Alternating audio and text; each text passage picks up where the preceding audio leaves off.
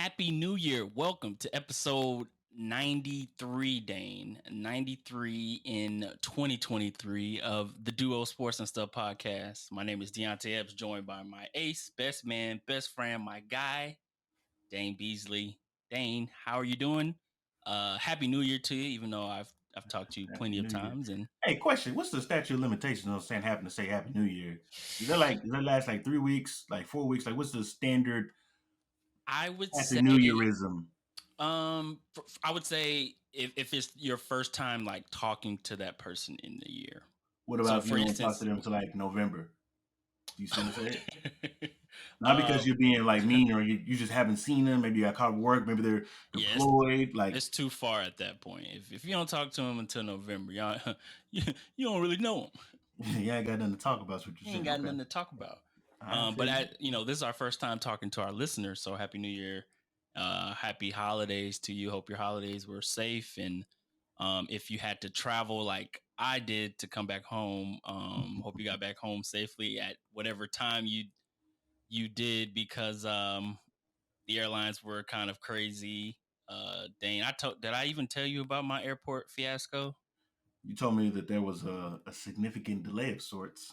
Yeah, I mean, you didn't get into details over the fiasco that you had, yeah, but please share with us. yeah. Share with us. Of course. So, Karina and I are frequent flyers of the Southwest Mm, Airlines. mm, We have this companion pass basically that allows us to buy two flights for the price of one. So, okay. if we can do that, we travel a lot. So it makes sense to fly Southwest if it's available. So originally, we were scheduled to fly back home to Texas from the 21st to the 26th. Um, and we flew out. Well, we were worried first of all because we didn't know if we get out in time, because that's like right when the bad weather was hitting up in the Northeast, and we ended up flying a day before the actual bad weather hit. Okay. So along with the bad weather that was delaying, you know, multiple flights, canceling flights in the like Chicago area, Northeast. Like our flight flew into Chicago, so that was one of the hubs that I was worried about. But holiday travel in general is It's just a bad. beast. It's a It's beast. bad. So on top of that, it basically overwhelmed Southwest Airlines, and um, they ended up. I'm sure everybody knows this by now, but they ended up canceling like thousands and thousands of flights. So we were scheduled to fly out on the 26th, and we were literally packing. We had a great time with the family for 4 or 5 days. Great time with the family, and getting ready to pack up to our flight back out of Austin. And literally, as we're walking out of the door, I look at my phone and it says our flight's canceled. And like that was like right when the ripple effect of all the Southwest flights and stuff were going on. But thank God we're at my parents' house, so we weren't stuck at an airport like a lot of other people were. So worst thing, the worst. It wasn't bad because I'm at home, and I enjoyed a few extra days at home. But for the people that were at airports that got stuck, it, sucked for them. And the job that I have, the people that I work with are very flexible, so they allowed me to stay home and work from home and stuff until I got back. So long story short, we got back finally. I had to fly American on the way back out of Killeen, so that was great. Didn't have to have my parents drive me too far. But we're back safe and sound and stuff like that. But that's usually how it is during airport travel. But it's particularly bad this kind of during this season. Okay. But Well, yeah, man. appreciate the playback, bro, man. Yeah. Finally back. Well, been back a few weeks back here in Connecticut. Mm. But how are you, man? You had some pretty big event that happened over the weekend. Yeah, yeah. So we had a baby shower here for a family and some very, very, very, very, very close friends to attend. Baby shower for the twins, the twin Beasleys, Joy and Josiah. They'll be here.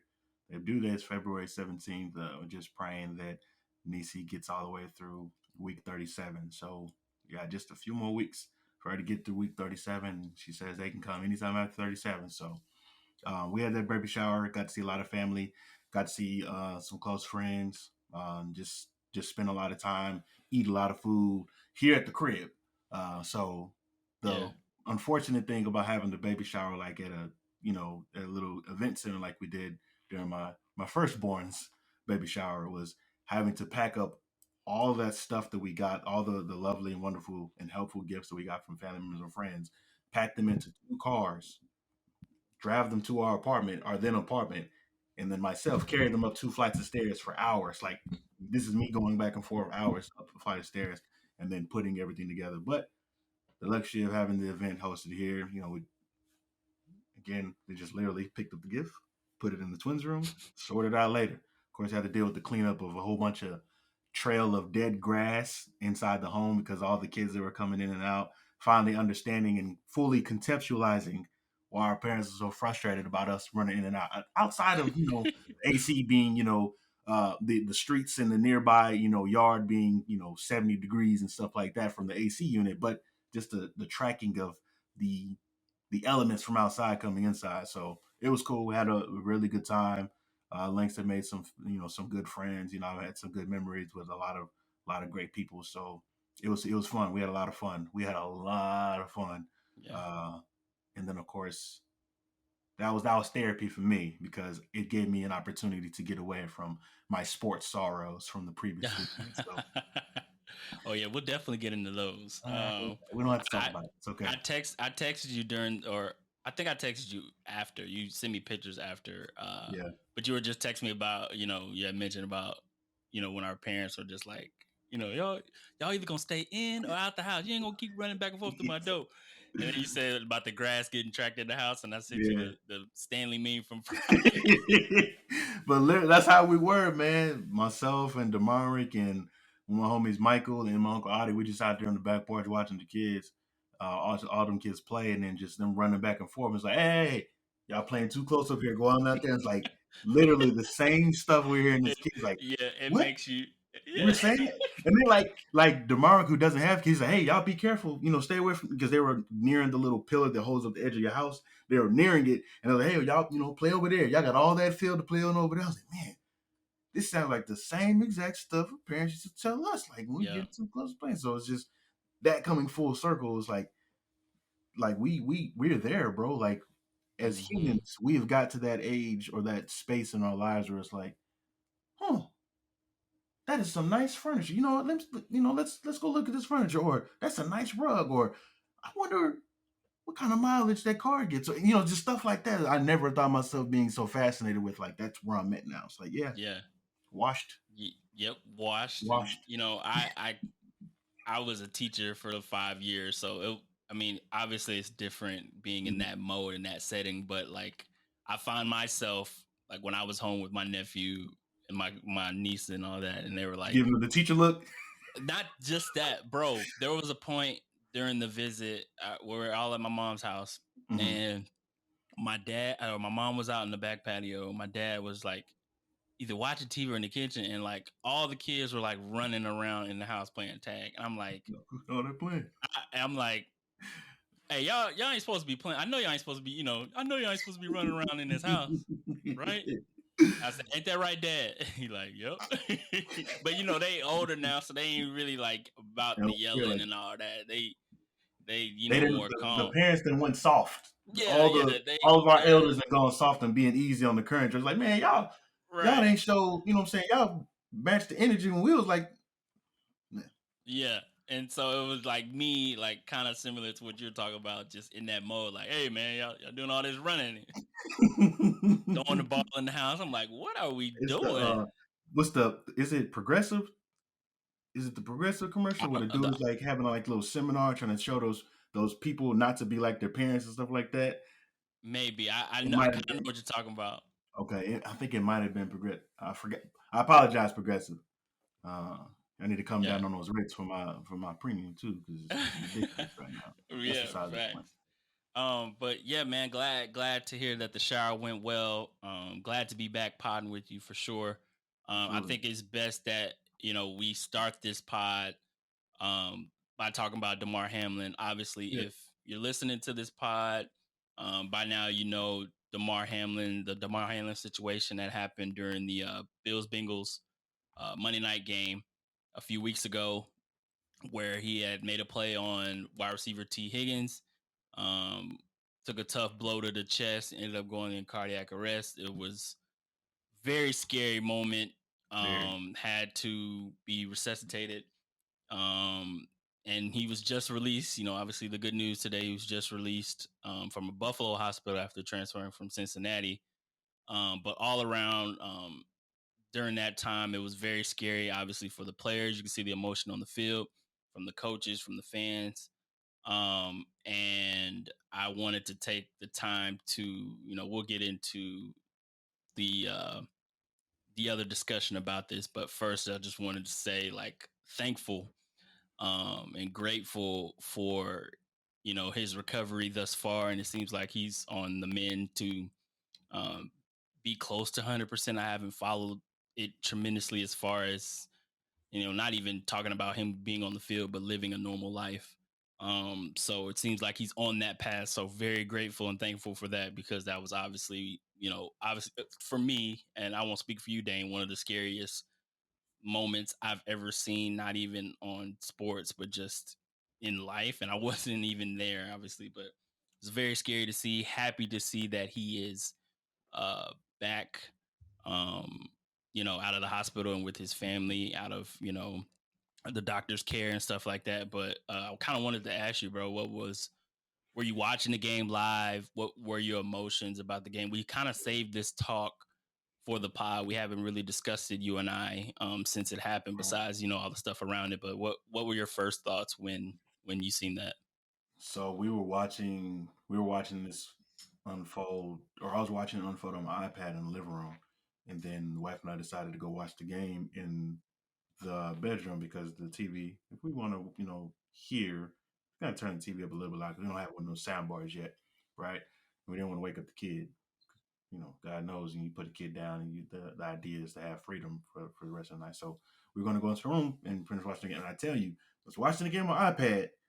I turned off my iPad because I didn't want to, I didn't want the same channel streaming at the same time on the TV, and the timing messed off. I turned off my iPad. We walked 15 steps to go into the bedroom. I sat on the bed, turned on the TV, had some small talk, and flipped on. And it was just, you know, it was on commercial. So when it came back from commercial, the fellas, Joe Buck and them, there, it's panned it to them, and they're talking. I was like, okay, I want to hear about what Joe Buck had to Yeah, say. you were I still want to you were get back to still the game. lost at that point. Yeah, I was like, because it, You it, know what it happened? literally, I think the kickoff was maybe a few moments before I cut my iPad off.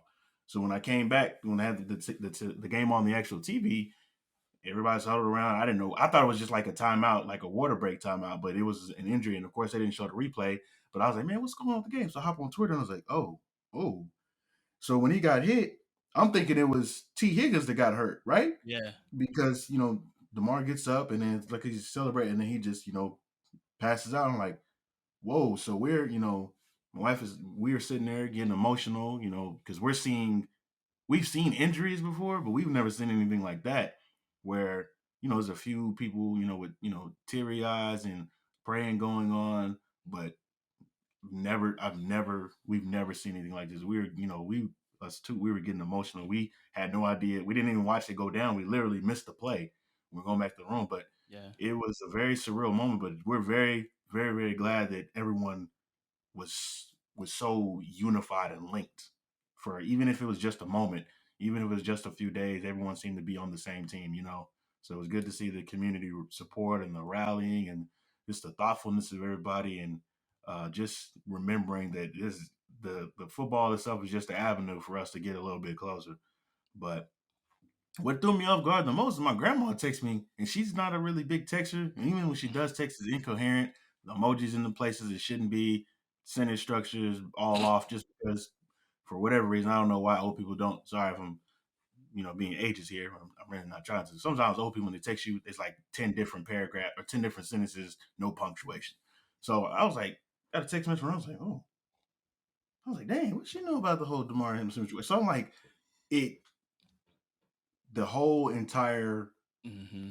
injury, the impact of the injury itself, it Transcended. spans Yeah. exactly. It Yeah. transcends It became generations and nationwide, worldwide news. right. Obviously, him, becoming the face of, like you mentioned, like the unity part of it, like everyone coming together, praying, giving their love and thoughts to him and his Yeah. family, and um, that was something like, I mean, NFL wise, this year we've seen obviously nothing like that, but the Tua concussion that happened in Cincinnati, where his arms and fingers were not his arms, excuse me, his fingers were, I'm not sure the proper terminology, but they weren't configured the way fingers are Yeah. meant to, which actually happened on that same field. So Right. it's kind of a surreal moment, but obviously with him not having a pulse, him not breathing, and them having to do CPR and all those things, and him being rushed, and the one thing that definitely, the moment obviously was heavy, but for the NFL, for them to stop the game, which we'll get Yeah. into why they did, because it seems like they were forced to do that, and rightfully so, by the Right. players, the coaches. After what they had said after they got him off the field, they said gave him 5 minutes to warm up, which is insane.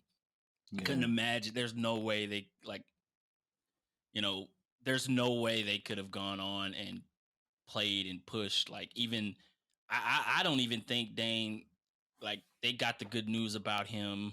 You know, he had posted on Twitter like right before kickoff of the next Sunday, for the game, that go Bills or whatever he had said, but Mm. he had FaceTime the team, I believe. Yeah. Maybe that day before, 2 days before. I don't think they would have been able to focus on that had they not had that. You know what I'm saying? Um, but yeah, obviously a tough situation. Happy that he is doing well on the mend. Not even going to get into him, whatever future may hold in his professional career, Dane. But you and I have talked about, you know, on our previous episodes about the NFL and the NFLPA and how they treat the players. We talked about Oof. the turf. We talked about concussions. We've talked about how, in the ongoing battle, so to speak, between the NFL and the players.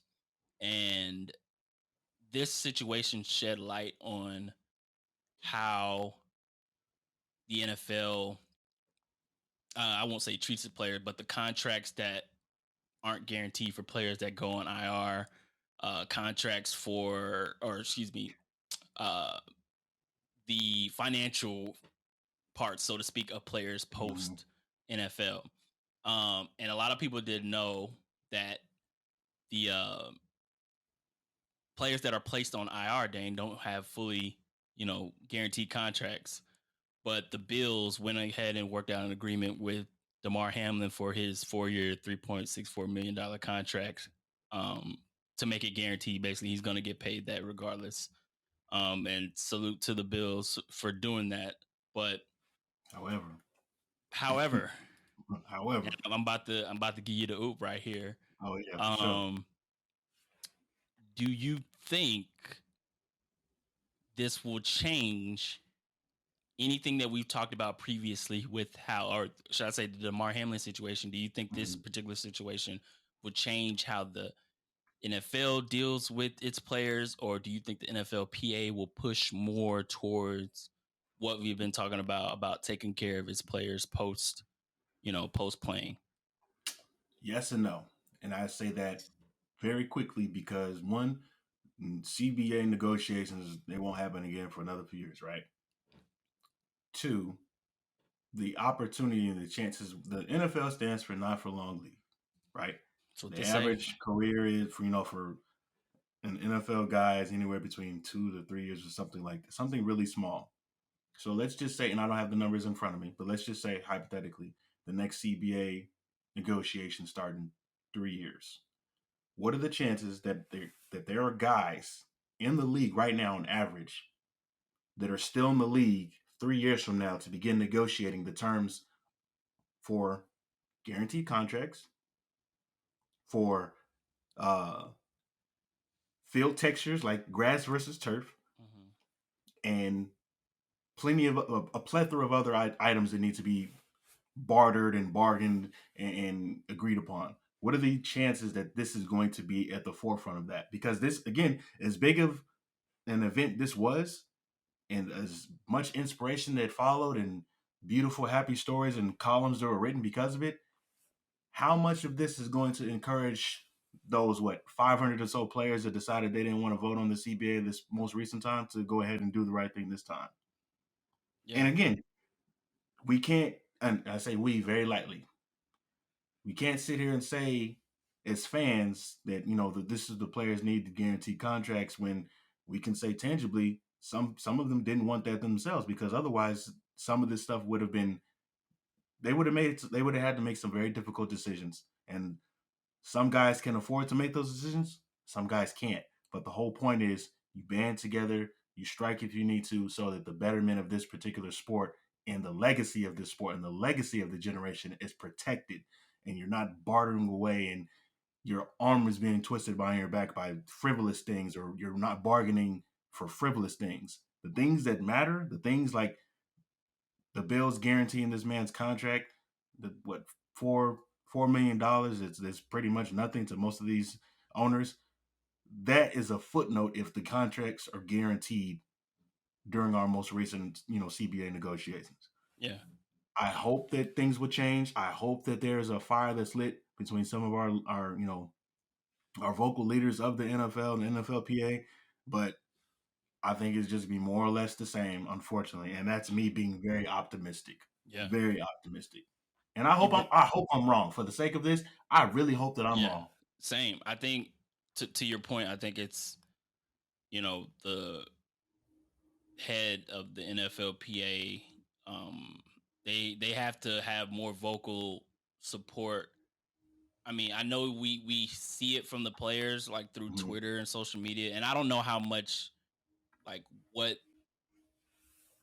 they do in the off season, but I think there needs to be like the players that are in the league right now, Mhm. they need to get together and kind of push the agenda more. I'm not sure when the next bargaining agreement is up. I know they just signed one in 2020, uh, and you can fact check me. I think they signed a 10-year Getting it one in right now. 2020. Uh, but I just think it needs to be more of like you could say, you could talk about it all day, but the action part of it needs to be essentially the forefront and the Sheesh. drive point. What'd you say? What'd you 2030. find? 2030? Good God. I think it's 2030. Yeah, because I saw, I think I saw that said they Sheesh. signed it in 2020 for a 10-year Whew. deal. But and then like as you compare it to like his contract of being like 4.63 million, which is nothing to these owners, and you flip Nothing. around and see all these like TV deals, Amazon, the four letters, the ESPN thing, the Fox Billions. deals, the YouTube just signed for or Google just took over Sunday Ticket for next year, $1 billion deals, right? And you just think of these situations right there where the players need to be taken care of better. The And a bigger cut of that TV. They need a bigger cut of that TV revenue. They need an increase in minimum salaries, and of course, we already talked about it, but the guaranteed contracts. That's the bare minimum. They can, all the other stuff that they can barter and give away, like stuff that's meaningless. I'm not going to talk about the jerseys and stuff like that, but yeah, yeah, how much yeah. time do you have? Because we we could could talk about this for a long time, but we really could. And I hope, I don't even know like if they can like during this deal, like can they not, like we know the deal is through 2030, and I don't even know if right. you can answer this, Dane, but I'm like, can they like negotiate while the deal is still in place, like Hell yeah, they try to can. You know put how they can. parameters? You know how they can How? not be so not be so ready to fold. I mean, it all starts with a strike. If you have game after game after game getting postponed, people are going to want to know why these games are being postponed. And if they're on a unified front and they're not uh, vulnerable to the banana in the Like, tailpipe trick by or the I owners got to divide and or conquer them. or the guys that say I gotta get mine. Yeah, That's gonna be hard. hey, I if don't. they want to, if they want to make sure that if they want to make sure anything changes sooner than later, sooner than 2030, when some of these guys that are in the league right now will be on the brink of retirement, whether Yeah, that's on their own terms or the league's terms, something's got to give. We've seen almost all the other major professional sports band together and tough it out. Hell, we've in our own lifetime we've seen the NBA do it. We've seen the NBA do it, and the NBA is much better because of it. And countless times the major league has done it, and they're better because of it. Is it difficult? Hell yeah, hell yeah. I if I was in those shoes, it would be a difficult decision to make. But guess what? It's not so much about now as it is the next generation of NFL. It's like some of these 4 and 5 star high school athletes right now that are teetering the line and committing some of these bigger universities, even smaller universities. This affects them more than we know it. yeah, More than because the quality of the game is only going to get better. If right. they keep falling for the banana in the tailpipe, And the money that the owners are gonna get are gonna continue to grow. yep, Like, yep.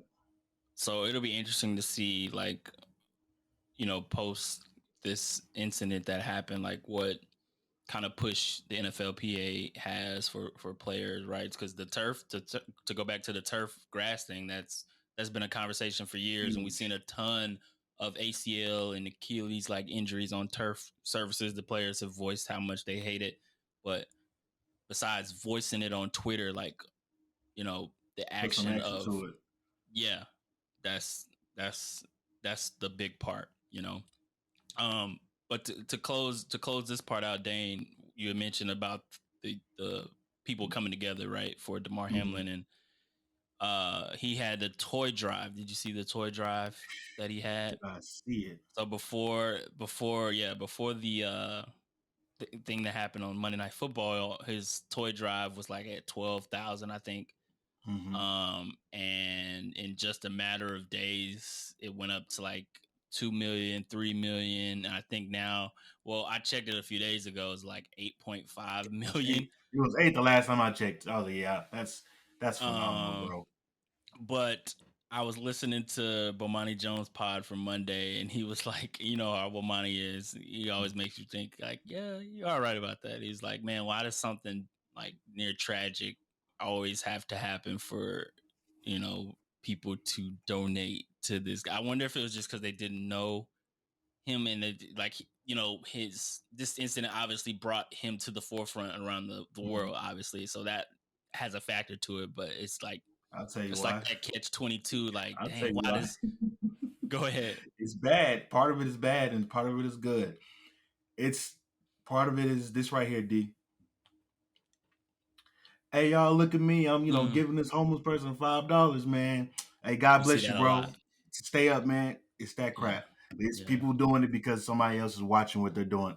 Not all of it, but clearly, when you have these different crowdfunding websites, you can donate anonymously, and you can yeah, also donate. Put your big banner and say, "Hey, yo, it's your boy Dane. I donated $2.15. Come holler at yeah. me." Like it's there for a reason because it makes Look, us feel good that we can look, flaunt that we because did I just want something. to do my shit.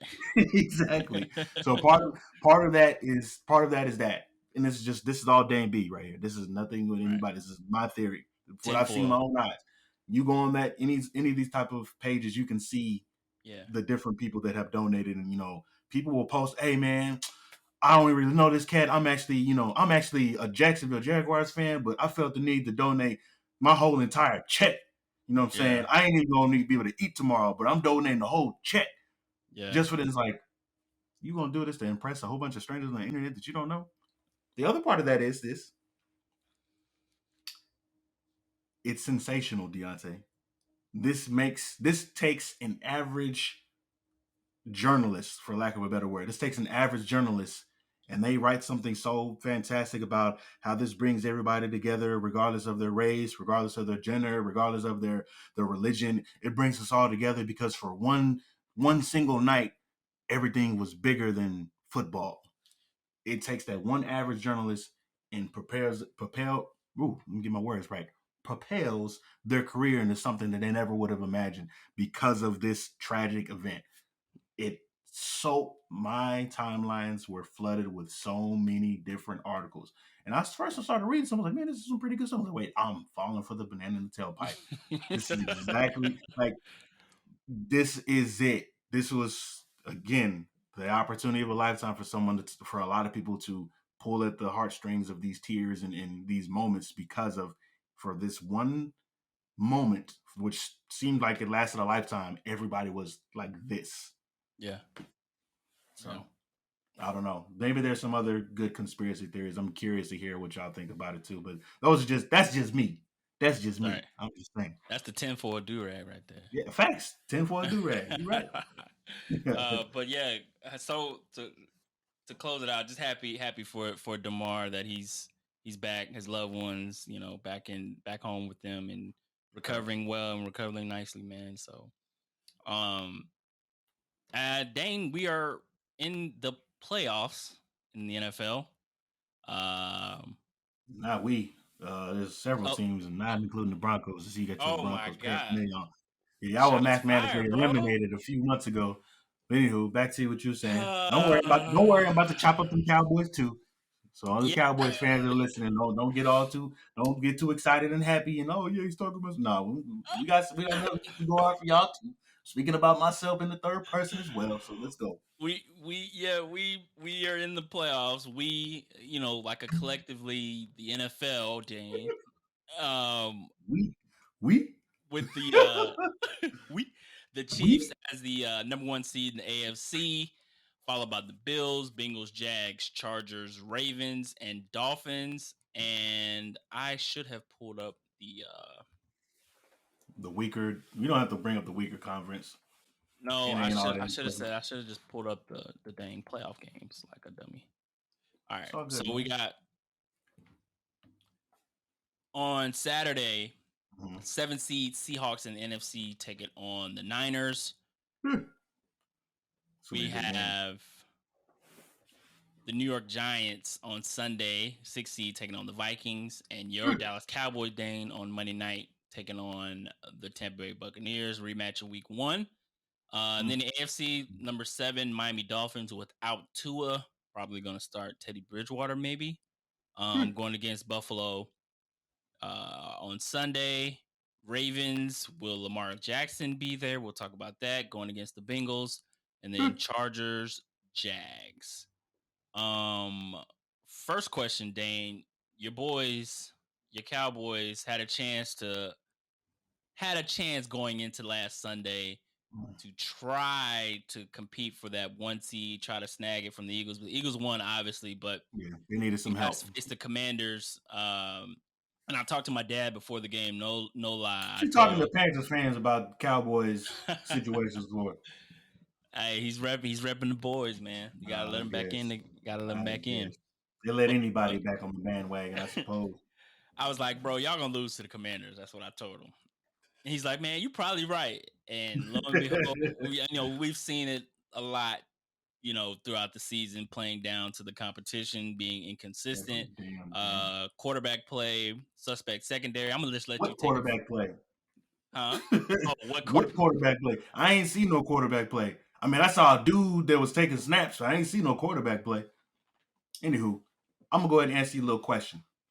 Deonte, this was the perfect among perfect situations to win one of those Super Bowls that had the asterisk next to it. Well, look who y'all had to run through during NFC. Y'all had to go through the 152-year-old Tom Brady. You had to go through seventh round draft pick led 49ers team. Well, I guess the Seahawks are decent. You had to go through the Giants. I mean, they haven't really done anything.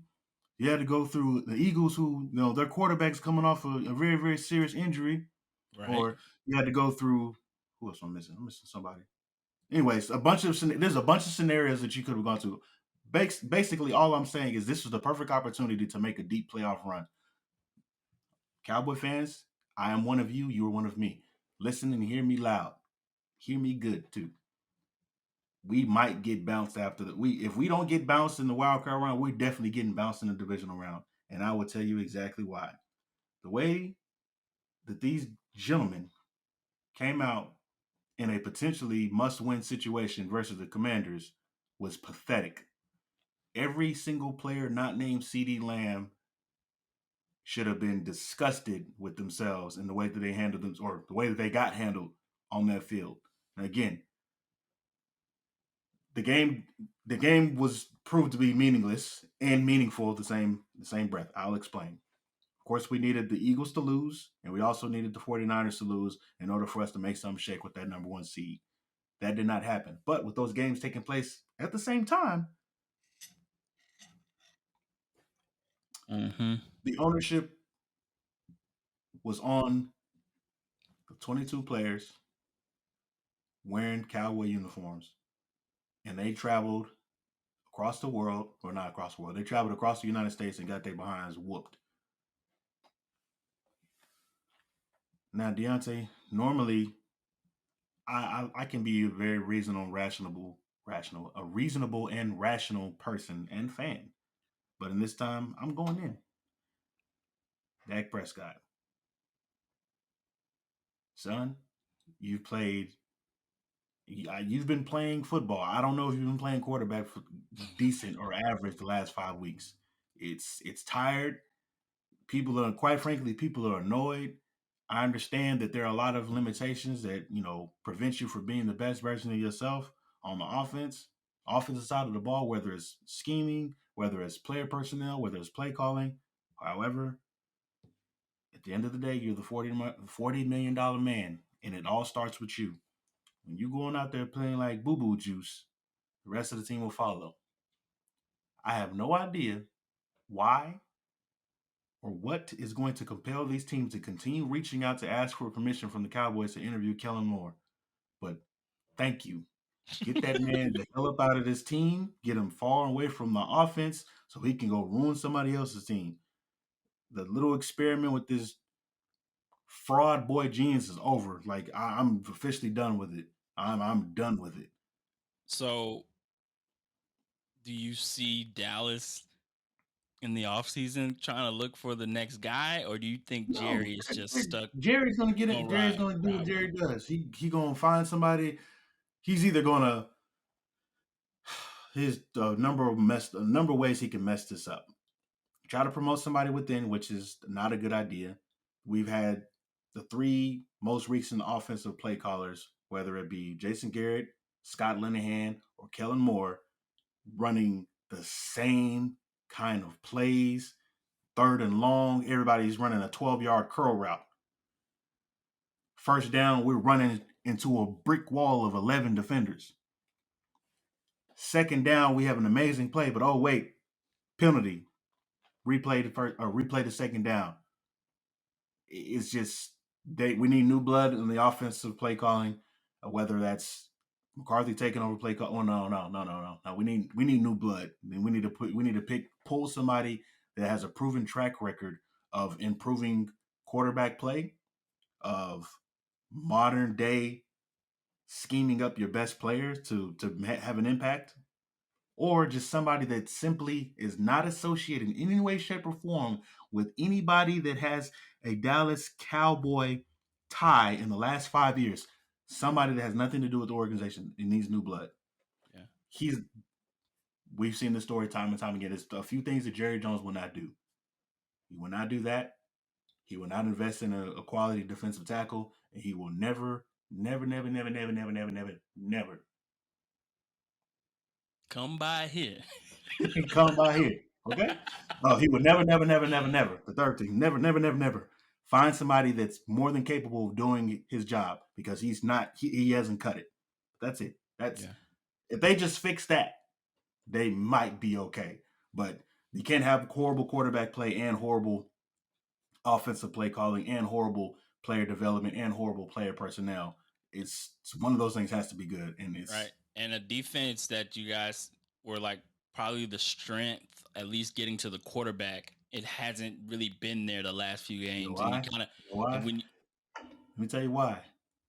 Them boys are defeated. They are defeated. you got a quarterback that's Because out you, there, you and you think they just lost all confidence on the offense? I Like, think they lost the gas because they started out. They started out between week 1 and week 8-ish, 9-ish. Them boys was on something.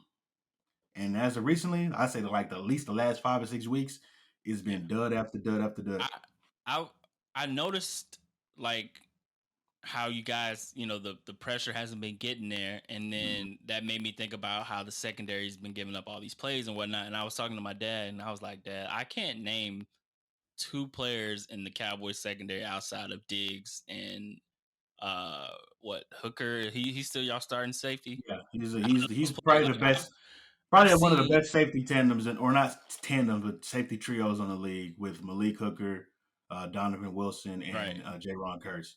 right, and like obviously, I mean, I watch on the Red Zone channel, so the Mm-hmm. Cowboys will pop up every now and then. But now that I live out in You're not in the Connecticut, red zone that often. None the last 5 weeks at least. but I said that because living out here, I get Mhm. Giants games and Patriots games, and Bless so your heart. you don't get that local Cowboys Yeah. connection. So I like this when I was home. It was like my first time watching Dallas. He's like, this is what you've been subjecting yourself to? My And I told goodness. my dad, I was like, "Hey, man, I don't know this. I don't know any of these guys on the defense. In the back seven. You know, Yeah, man. um, Boys so been getting cooked. We lost two starting corners, our nickel and our yeah, opposite corner of Trevon Diggs to season-ending injuries, and we had a rookie step up. He's got 5 picks on the season. He's the yeah. real deal. But again, that's Who's the luck. rookie? He's a fifth. Deron Bland. Okay. He's a fifth round pick. There's no way that you knew this guy was going to be good. Otherwise, you would have picked him in the first, second, or third round. No way. Mhm. The Cowboys are hanging by a thread when it comes to offseason acquisitions. And I say offseason acquisitions, I mean the draft.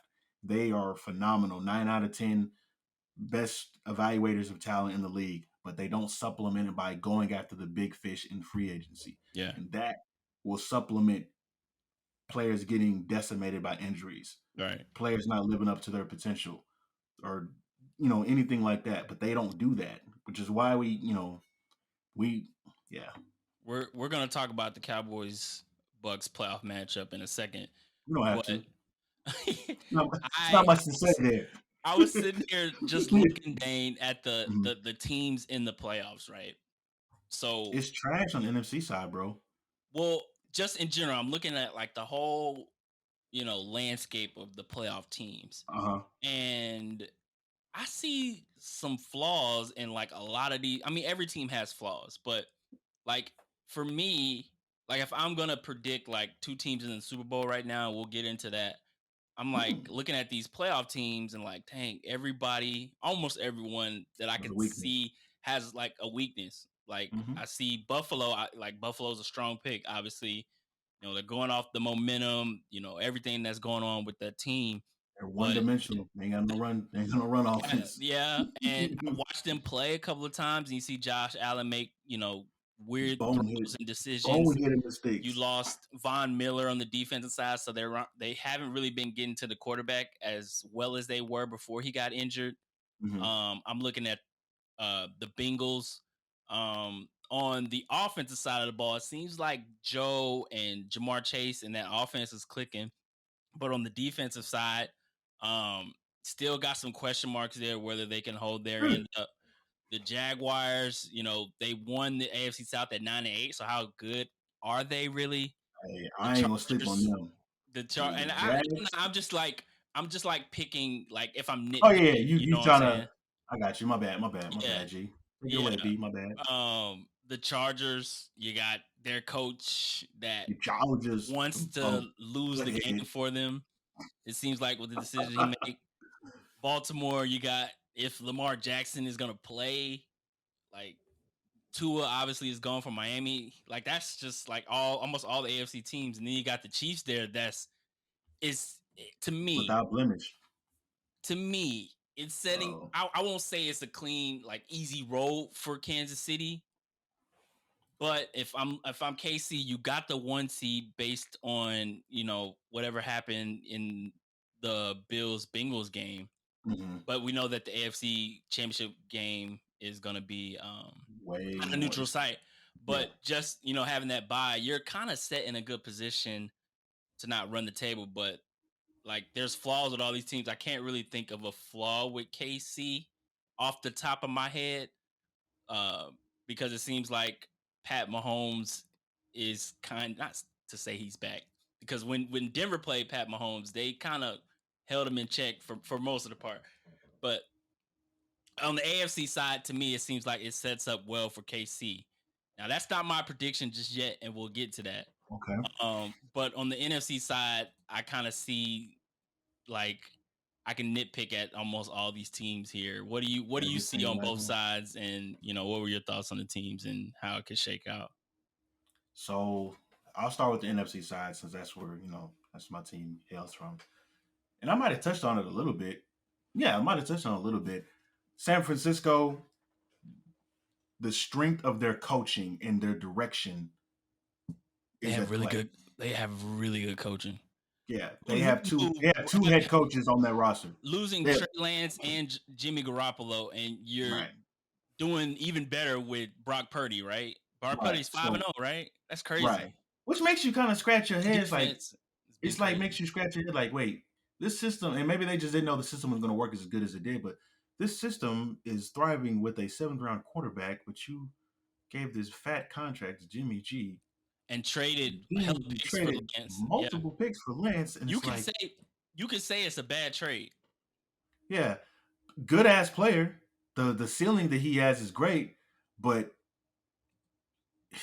I don't know. Maybe this is a situation the left hand didn't know what the right hand was doing. But anyways, the flaw on that team is we don't know what that quarterback is going to look like playing from behind. Now, again, they're not going against a lot of firepower with the Seattle Seahawks, so they might have to worry about that until, if they get there, the divisional or conference championship. They don't have to worry about it then, but we haven't seen them have to play from behind. But again, the quarterback's doing all the right things to keep them in the game. He's not losing anything.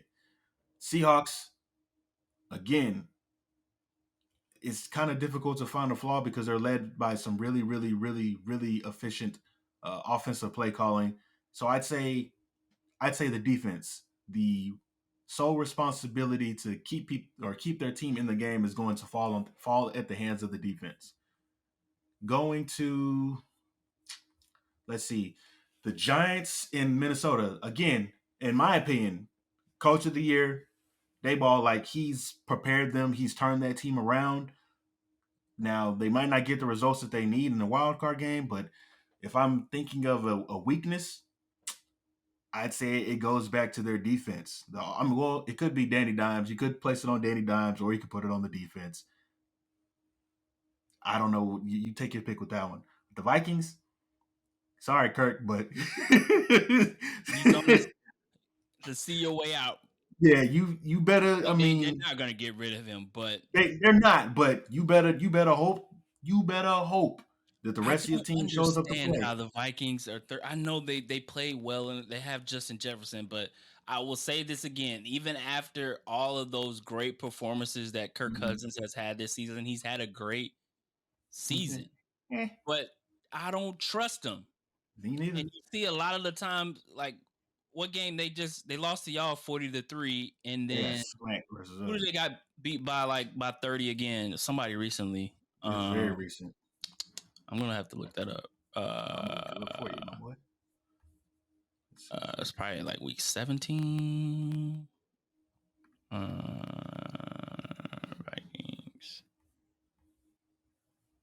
It's not even showing the score on my end because I'm on the NFL app or website. Maybe. Let's see here. There we go. Green Bay whooped their ass 41-17. And we know what Green Bay is right now on the couch, like me and you. So facts. Hey, shout out to the Lions one time, bro. Shout out to Jared Goff. The last 9-8 weeks, dude was balling. Like they got something there, bro. And this is coming from somebody who I've always thought like Jared Goff was a joke, but last episode I said it. Yeah, I said I like the Lions. Yeah. I Yeah, said and don't. I downplayed. I was like, Yeah, but you're bro, right. I was rooting so hard for the Rams to beat the But Seahawks. it's like it's what I said last Can't about. get in. It's Detroit, man. They're gonna find a way. They're gonna find a way to mess it up. It's Yeah. Well, they I don't. mean, oh yeah, you saying it wasn't going to work out for them in the end. Nah, Yeah, they nah, do and it well wasn't down the because stretch. anything in Jared Goff is just it's just the nature of the way that they did your boy Barry Sanders and Megatron. Like that was just karma or whatever you want to call it, coming back and biting them in the ass. Yeah. So again, I think they'll make something shake next year, but the league better be careful because they are almost there, and they're going to get a pretty favorable schedule in terms of strength of schedule for next year. Yeah. So Yeah. yeah, but anyway, back to They the got NFC lineup. My bad. the sixth pick in the draft this year coming up too. Yeah. So So they and can the only get holes that better. they don't have that many like in terms of depth or just people or value or best player available. Yeah. Like they got options, man. And Yeah. I certainly don't think it's going to be quarterback they're going to be drafting. Yeah, not in round one. I think the Mm-mm. way Golf has been playing, I think they trust him Yeah, man. enough to like on the offensive side, they got weapons. I saw maybe they probably won't go. I think they got 2 picks in the first round, but both DeAndre Swift and Jamal Williams are scheduled to be free agents, so possibly one of those guys could go. Actually, I think they got a mid-round pick too because I saw a mock draft day and they had Bijan going to Detroit. And Ooh, I was that's gonna say cold. that they wouldn't draft him there and keep those other 2 guys, but if one of those guys decided to test free agency and go somewhere else, Bro, that's Bijan cold. in Detroit would be nasty. That'll redeem. Like if they're able to build, I mean, let's say in the perfect world, they're able to build around a Bijan Robinson. Yeah, that'd be nasty, man. That'd Because be the nasty. people weeks ago, the comparisons that people were saying, Yeah, glimpses, and I'm not gonna say it, but glimpses of Barry Sanders. That's what people were saying about Bijan, and of course he's talented, but that's all. That's all. I mean, I don't know. yeah. I don't know. Let's I don't know. let's get into these predictions, fam. Oh yeah, of course, of course, of Uh, course. so on Saturday, first matchup on Fox, Dane. Mm, Those Seattle Seahawks that got the 7th seed in the NFC taking on those San Francisco 49ers. I'll start this first. okay. Seattle, obviously, a great story this year in football. Losing Russell Wilson, or excuse me, trading Russell Wilson to the Mm, Denver Broncos. We've discussed this a lot. Getting that capital from my Broncos mm, in exchange for for the cleaners. I don't know who this character is we got at quarterback now, but hopefully and we'll The talk about boss this on a later episode, Dane. I'm cautiously optimistic about Russell Wilson next year, but we'll get into that on another episode. But dangerous. uh Geno Smith has played tremendous. Obviously, his best career as a pro. For Pro obvious Bowl, not a reasons. Pro Bowl alternate, Pro Bowl selection. Okay. Broke the Seattle passing record for most passing yards in a season. So great story for them. But they're going against a buzzsaw.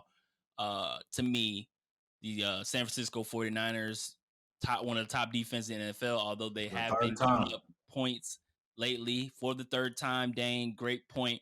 Um, can you look up real quick They those lost previous both matchups? times. Seattle They lost lost. both. Seattle lost both Was it pretty times. bad? Let's see here. The first outing, which was in week 2, was 7-27.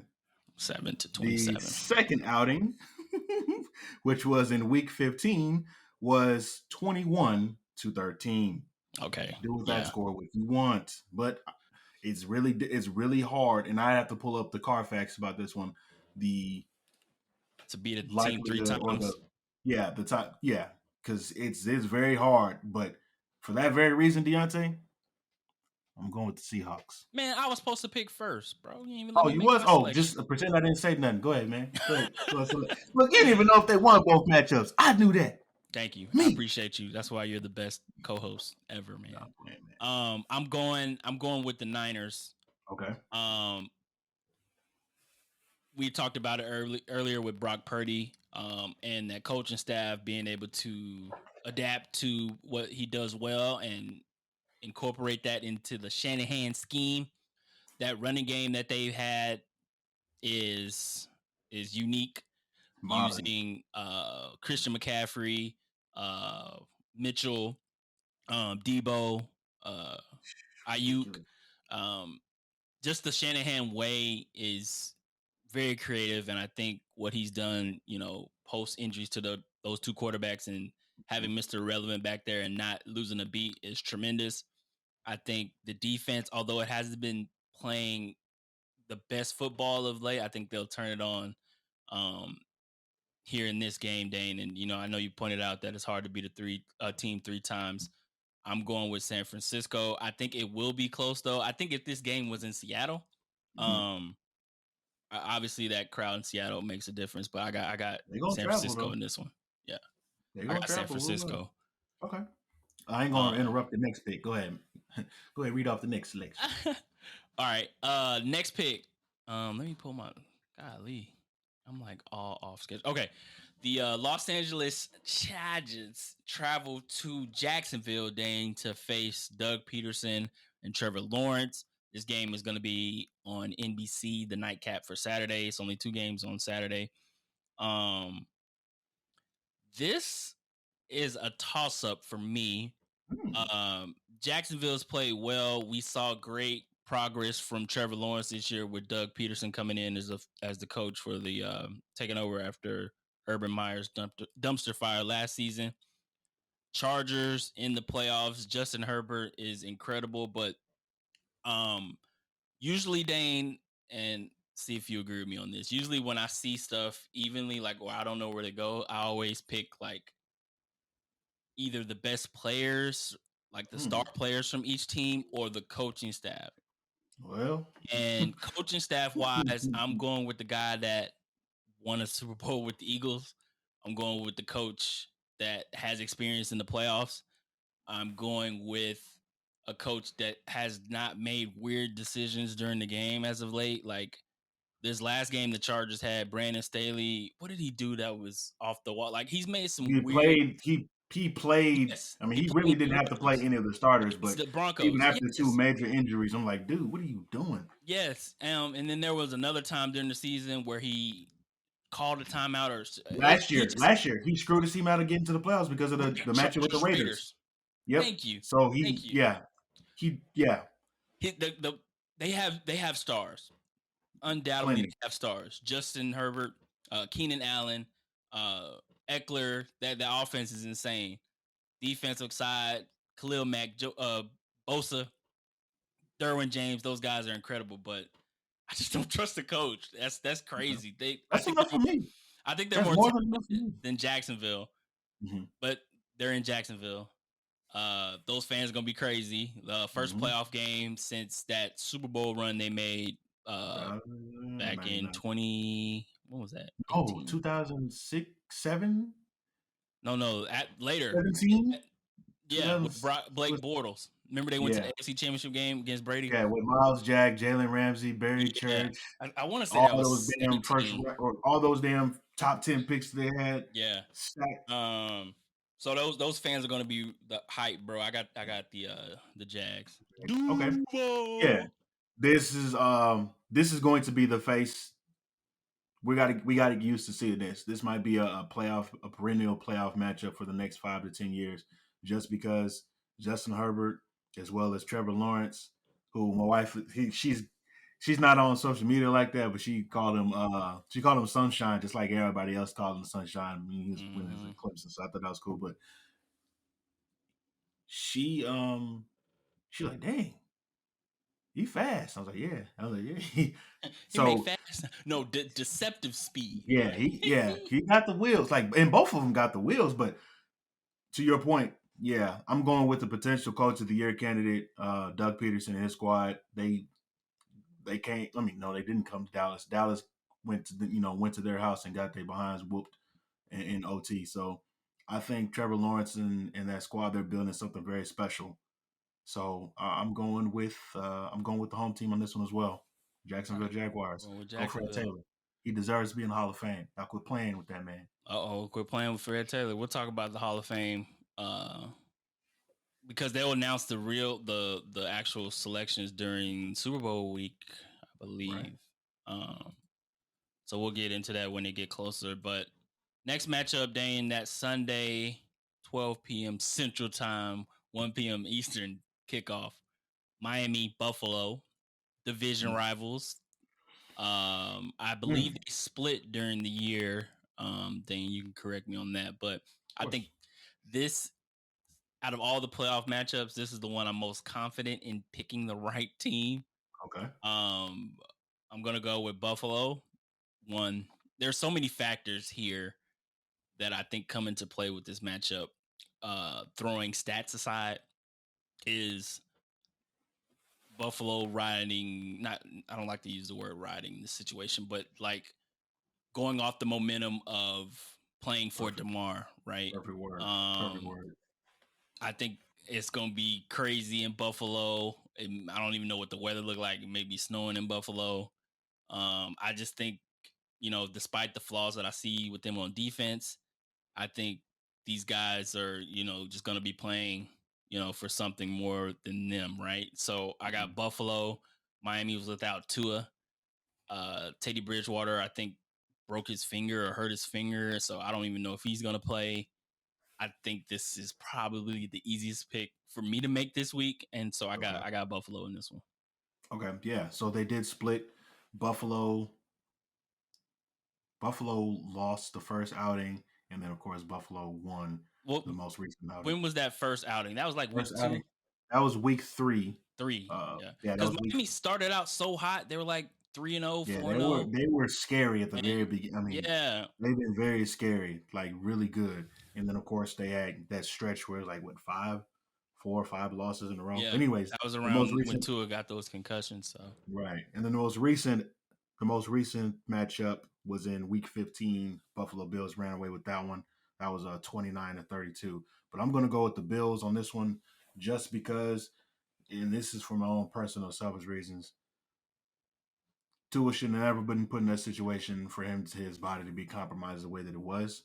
Again, is the purpose of their head coach and their training staff is to protect the players from themselves. That was not done. They need an early round exit. So I have the Bills taking this one away. And that's for my own personal selfish reasons. Nothing to do with anything that we might see on the field or the character or the athleticism that may exist or the scheming that may exist between both the coaches. This is personal. Right. Bills. There you go. I feel like that was the easiest pick. Next one next one is New York Giants going to Minnesota to face the Vikings. Dane, could you look up for me? I'm really struggling. No, go ahead. The Giants play the Vikings this season, and I think the Vikings won really close, and I think it was in Minnesota. Can you check that for me really quick? Absolutely, my boy. Absolutely. Because every time I'm clicking on stuff, they played on week 16, and the Minnesota Vikings, they won that contest 27-24. Yeah, it was really close. I thought Very close game. And let me try to, because I want to look at the stats of that game. I got you. Let me see you. Thank you. Because like every time I open up a link, it's just like playing sound, and I don't want that to play. You don't need that. You need to go to this right here. You get all stats, no fluff, no ads, right there. Bam. Thank you, sir. Oh yeah, this is what I need. Okay, yeah. Like Dane mentioned, Vikings won 27-24. What else I wanted to look at? Yep. Okay, that's right. So Greg Joseph from the Vikings kicked the game-winning 61-yard field goal to win it. So the Giants were in that game, obviously the entire game. In it until they weren't. Daniel Jones threw for 330 and 1 touchdown, 1 sack. This is my pick. I'm going with the Giants, because the Vikings won 13 games this season. We've been talking about all these weeks where Kirk Cousins is inconsistent. I think even worse than Kirk Cousins being inconsistent is the defense not playing well. Their Yeah. secondary, um, or their run. I think their run defense. Let me see. Like in that game with Daniel Jones, Daniel threw for 330. And the Giants don't have you know stud receivers. You know what I'm saying? So I got the Giants in this one, bro. Mm-hmm. I think Saquon Barkley has a big game too. I think they're gonna need to have him kind of alleviate that pressure from Daniel Jones. And I think, like you said, I think Dayball does coach of the year type things in this game. I think they win it in Minnesota. Okay, gotcha. I am going to go with Kirk and them, mostly because of Justin Jefferson. Justin had a rather disappointing close to the season, but that's okay. I think he is the opportunity to redeem himself. The best thing about games like this, night like this, I wish. Sorry. And raindrops would fall. Would fall. Nights like this, I wish. Um, I think this is an opportunity for Justin Jefferson just to show people just truly how talented he is. He is, if not the best, he's at least top three of the best receivers in the league right now. And there isn't a single soul that exists in the New York Giants defense that's capable of slowing him down. Now, I could be completely wrong about this because this is not a primetime game. So Kirk Cousins might shrivel up into the raisin that he tries to play as. So I don't know, but I'm gonna go with my gut here. I'm gonna go with the Vikings. Okay. Shout out to And my bro, boy Mitch Salick. yeah, shout out Mitch. Next one, Dane, the Sunday night prime time matchup. Baltimore Ravens going to Cincinnati again. They just played in week 18, going back to Cincinnati to face off against the Bengals. Man, there's a lot of questions in this game. One big question obviously is It's Lamar Lamar Jackson's playing. health and if he's going to play. As of Mhm. Wednesday, when we're recording this episode, he did not practice today.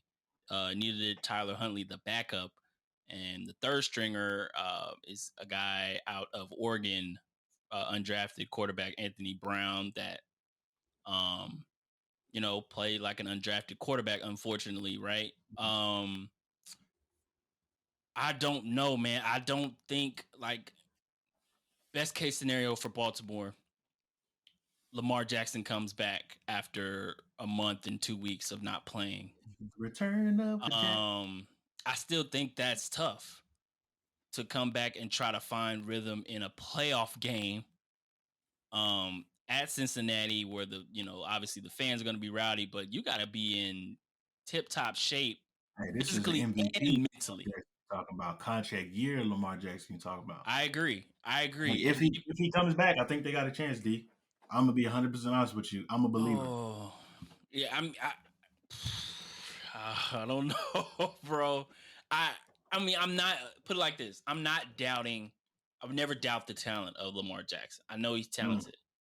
You think he I should have been a think running back yet? no, no, Answer that no, no, question real no. quick. Don't do me. Don't do me.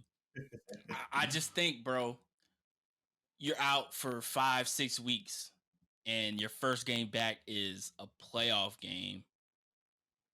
I don't, and he's not. He hasn't practiced. He hadn't practiced today. I may be overthinking it, bro, but I just don't see how you come in and be efficient enough to win Hey, because it's not hey, like the Ravens. I mean, the Ravens and Bengals play tough. hey, Obviously, AFC North tough. cheaters don't have to stretch before they take off running, my boy. That's all I gotta say. That's all I'm gonna say So about you that. picking the Ravens? Nah, I ain't saying all that. But what I am saying, that's what I am saying I'm I'm is I'm picking the Bengals. we're gonna see some heroic stuff should Okay, okay. Lamar. Now I'm gonna just cut through it. Does Lamar Jackson play?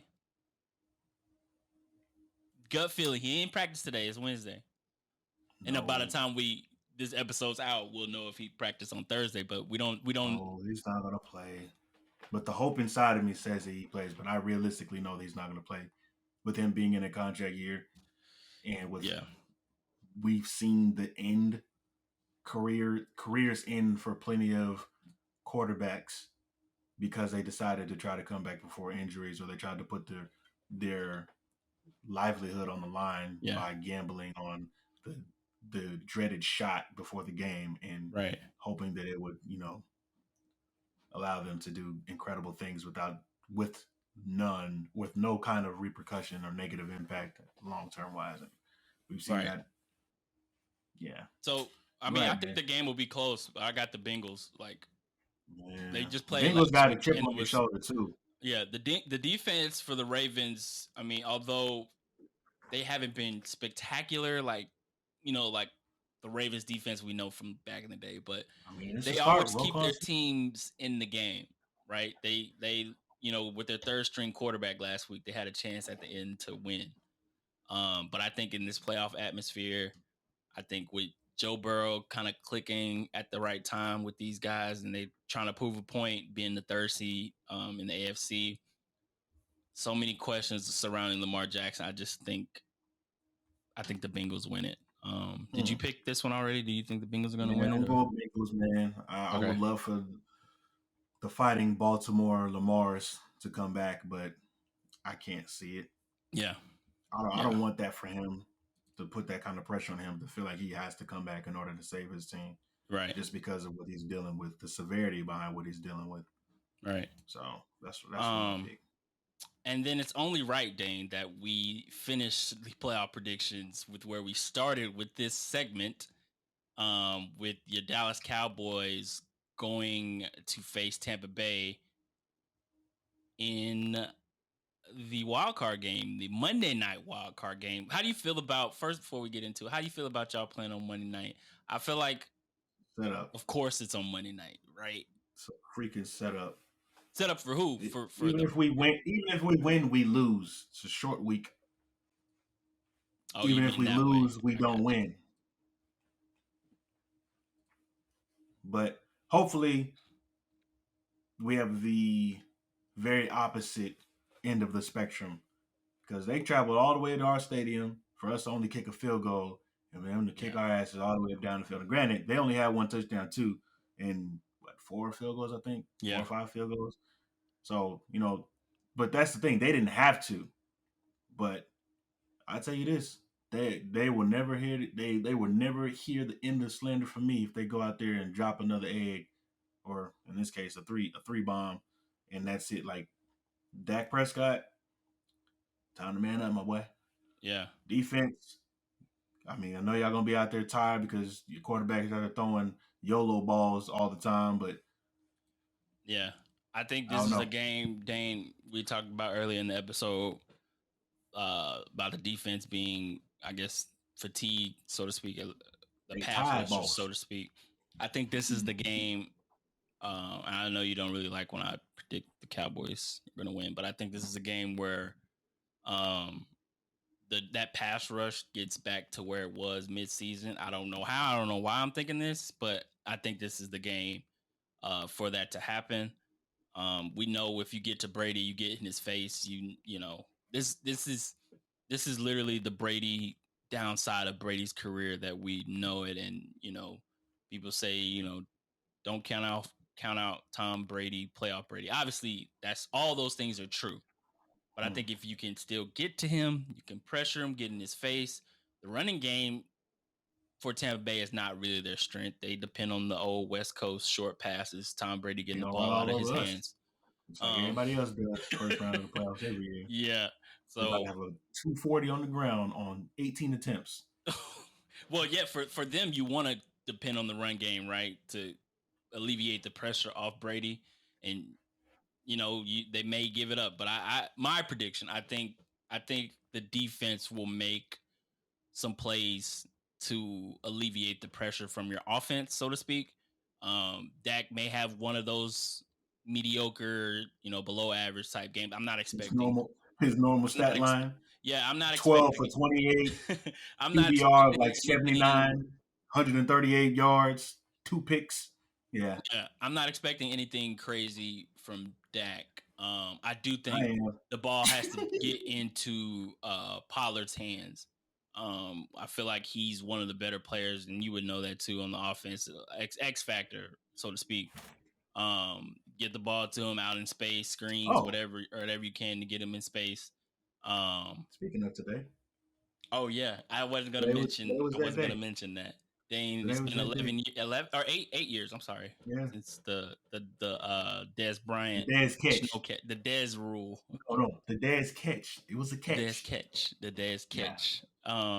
But yeah, I got the Cowboys, man. Go ahead. Okay. Okay. I got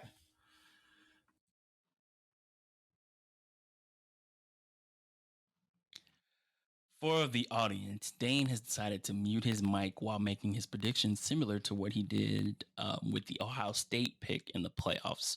So Dane is currently talking with his mic muted, and this is Deonte Epps.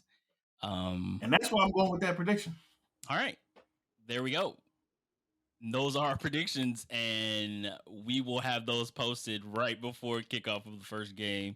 If you listen to this episode, add us on Twitter, Instagram, whatever, for your predictions and what you see happening in the Yeah, so we can playoffs. tell you why you're wrong. Uh, Dane, so these coaches made the playoffs, these teams made the playoffs, but not everyone makes it. And when that happens, there are things that happen on this particular day after the Monday following the last game of the season. They call that Black Monday, where there are openings that come up in the I NFL for gotta head be black. coaches spots.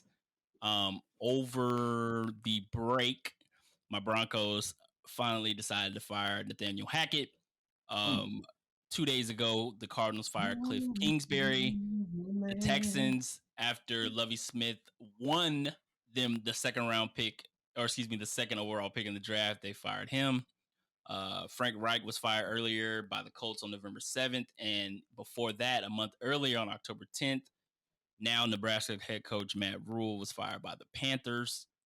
Dane, if first question, if Okay. you are a coach that is possibly being courted for one of these positions out of those five teams, the Cardinals, the Texans, the Broncos, the Colts, and the Panthers, what would be the most attractive team to coach?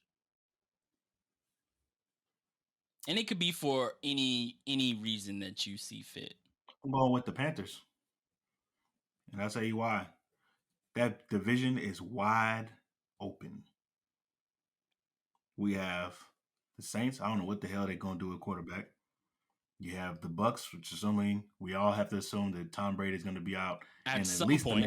the next 15 years at the least. At some point, yeah. Okay, and then the Falcons, I have no idea what the hell they were thinking by trotting out Marcus Mariota like that. Maybe he was a bridge quarterback. I have no idea. But if I'm head coach, there are so many other holes on some other division rivals that seems the most opportunistic place to go. Not going to Houston. That place is going to set you up for failure and put a huge blemish on your coaching resume. So, and let alone, I'm a brother. So if I go there, they're going to definitely can me in a year. So that ain't happening. Back to back years. Back to back to back. Broncos is out of the question. Until they get Cook Man out of there, I want nothing to do with the organization. Listen, y'all, the crazy thing is in the last 3 or 4 hiring cycles, y'all had the perfect opportunity to land some of the best coaches in the league. But for whatever reason, y'all do not move forward with hiring processes with some of these magnificent coaches. I will say this. There's new ownership. The past 6 or 7 years before this past year, the previous owner, he no longer he wasn't in his right mind. Pat Bolin wasn't in his right mind anymore. So his family took there was a big battle for ownership. Finally got the ownership situation settled. And I think that for me as a Broncos fan, I do have on a scale of 1 to 10, I just want to have. I don't care who we get at this point. I don't care. I just want to win games. That's what I'm trying to say. But I will say it seems as if this ownership group wants to try its best to snag one of those.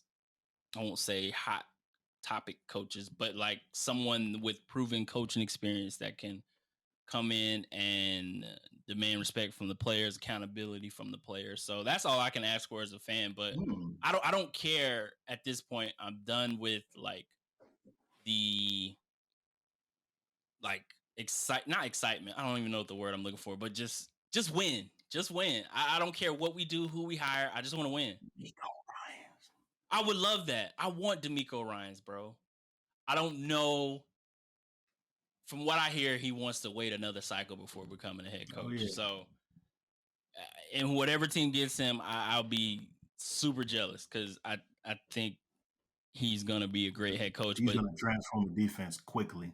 yeah, You talk man, about discipline. You want people to respect the head coach, fall in line. That's the dude right there because he's been in those shoes before. But yeah, yeah, I'll be picking the Panthers. What about you, man? that's a great question. Um, Oh, question. Better I won't. question. Let me not steal your question. What team would you not pick? I think that's the easiest one, bro. The Houston Texans. For the same reasons you mentioned. Yeah. Back to back one and done coaches, right? And what's crazy, Lovie Smith was on the staff of the previous coach, David. Dang, what's his name? I forgot his last name, but he was the defensive coordinator for the previous coach. That coach got Mhm. fired. He became the head coach. He got fired. So it seems like one of those step. Remember, even last year that they were thinking about hiring Josh McCown, and then everybody went Yeah. crazy because They're he like, was a high wait, he school ain't coach. got no coaching. They try to pull the Jeps out of them. Yeah, and I was gonna say that next. So, yeah, I'm staying away from Houston. Good luck. I mean, fair point though. That the defense, specifically the secondary, those guys have balled out, but they have a lot of holes on the offensive side, specifically No the worries. quarterback position. No worries. They got a Um, nice little solid first round pick that they can turn things around the offense. And they got two or three really good opportunities to pick a quarterback. yeah, So we'll the see what Bears they with the do. first overall pick, they're not. I mean, oh yeah, go ahead. That's the topic for another day. My bad. Go Yeah, ahead. yeah. So, I'm sure by the time we're back in here recording, there'll be some interviews that Some have taken firings. place, some maybe another extra firing or so. Yeah, Um, for these but playoff teams. Dane on Monday was probably my best time watching a football game. Oh gosh, here you go. The college Are you one of those football. losers that takes pride in watching the team lose because they beat the snot? Well, not they didn't beat the snot out of y'all. They beat y'all by a field goal or something like that. But you one of those teams? Is this what you're about to go into? Because let me stop you here. It's Hell yeah, it disgust. is. It's disgusting, and it's a loser mentality. So you didn't enjoy Michigan losing to TCU? That was different. I was rooting for TCU. I I wasn't rooting against Michigan. I was rooting for TCU. was rooting against TCU in the championship game. Anyway, the college football Why national the? championship Why though? happened on Monday. Mm. 65-7. Y'all watched it. Hell 65 to is real, 7. Deonte.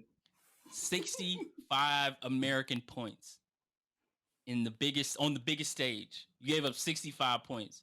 Dane, a 58-point win, right? It's not only the largest deficit in national title history, Mm-hmm. the largest deficit in bowl game history. Of all the bowls that we've watched, all the bowls that happened before we were born, nobody, nobody, nobody has lost by 58 points. Isn't that great? Isn't that beautiful? Nah, man.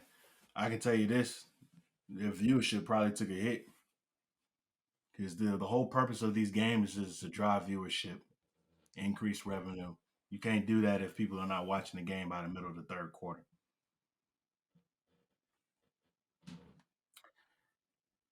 What I want was a good game. What I got was a snooze fest. There's nothing enjoyable, nothing entertaining about what happened on Monday. That being televised should have been illegal in at least 5 states. But what I enjoyed the most about that game on Monday was the potential players that I could see in the Cowboys uniform. I was like, yeah, I could definitely see that guy rushing the passer. Or yeah, I could see that dude jamming the receiver off the line and getting the pick off of a back shoulder fade.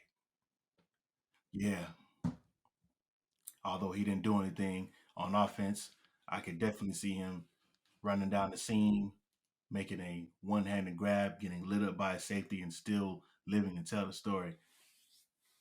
There's a lot of dogs, no pun intended, on both sides of the ball. Whether you're Yeah. a Georgia Bulldog fan or whether you're a Baylor or SMU fan, rooting against TCU, there are plenty of great players to watch. Plenty of great players that showed exactly why they were a repeat or back-to-back natty champs. Yeah. So it was a very enjoyable game from that standpoint. But in terms of marketing, that just can't be the norm. Can you imagine a Yeah. game like that taking place every Well, single year? I got a question for you, What's good? which was kind of like a hot topic debate on social media when Mm-hmm. this beatdown occurred. Was when they expand to 12 teams in after this next football season into 2024 is going to 12 teams. Do you think we'll see? I won't necessarily say like 58-point blowouts, but will you see? Do you think we'll see times like this where we see, like a 30-point loss in the semifinal or quarterfinal or first round matchup? We'll get those. Those blowouts will happen in the first rounds. Yeah. Those will happen. Blowouts are going to happen, but they should not happen on the national championship stage. If anything, it exposed the fraud that a 14 playoff system is. Come on now, we have a 32 team. Yeah, we have a 32 team FCS playoff system that works perfectly fine. This is not to say that there needs to be a 32 team playoff at the D1 level. Now, this is not what I'm saying. What I am saying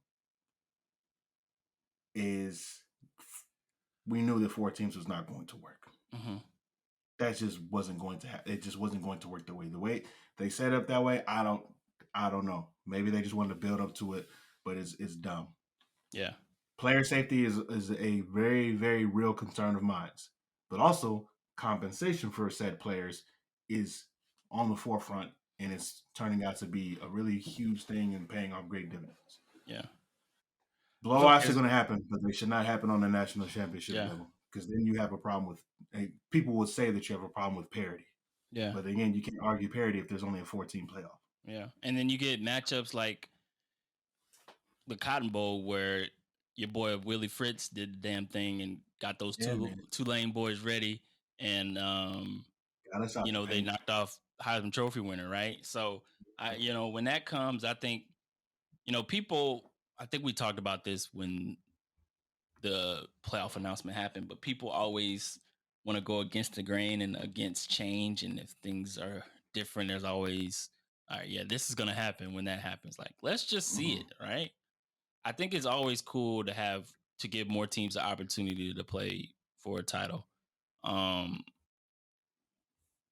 Like that hasn't stopped. Like I'm thinking about it compared to like the NFL structure. Although it's 7 teams on each side now, it used to be 12, right, with 6 on each side. So when you say things like, or what I hear is like games don't matter, or like the regular season won't matter as much, I don't agree with that at all, because you're still trying to fight for one of those 12 spots. Just like if it was the NFL playoffs, you're fighting for one of those 12 spots to make the postseason. So, not much to talk about in this championship game besides the blowout part of it. But to the Georgia team as a whole, Dane, they went back to back with Stetson Bennett at quarterback, which I don't think he'll. I mean, he's not projected, to have to be a top pick, obviously, but not really be. I think he'll get picked day 3, but we don't really see him being as He's one of those guys to right. He's not a But guy. He did everything he was supposed to do. That was it. You brought it up. Yes. He doesn't elevate the talent. He doesn't do miraculous things to make you double look. He doesn't have a Heisman play It's just he does everything what he's Although told to do, TCU made him and look that's it. like a first rounder, which is Right, right, and that's insane. more so than anything, the talent around him. Like he is the one guy that you look at it. If you had a team photo, it's like, what does that guy do? Like, is he like the coach's son or something? Like, what's his deal? Why is he there? That's what you see. Like, and that's just stating what it is. There's nothing wrong with that. Obviously, it's enough for him to win a back-to-back national championship or be on a team that's a back-to-back national championship winner. So there's nothing negative about it. It's just What calling it what it is. what's crazy? Like last year, he got them there, and in the championship game, they played Bama, and of course, with that rivalry, he struggled, and Georgia's defense made plays, to pull it out. This That's game, exactly what it was, though. That defense led by right? multiple first-round But picks. this game, I mean, he didn't even get touched. Like Yeah, you and I probably could go play quarterback on Monday for Georgia hey, and don't put me come out there out, like that, come out, man. come out with a Bad. natty. I got a bad Achilles, man. Like that's just like it's just insane. Like everything went right for them.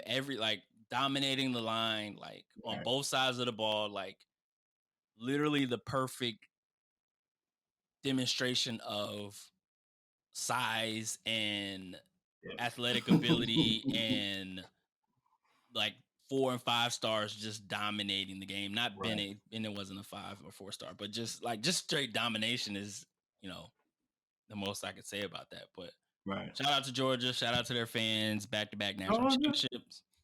Um and one thing I would say before we get out of here, this team is not better than the LSU team from Oh hell no. 2019. I see that No sir. conversation that came up on social media.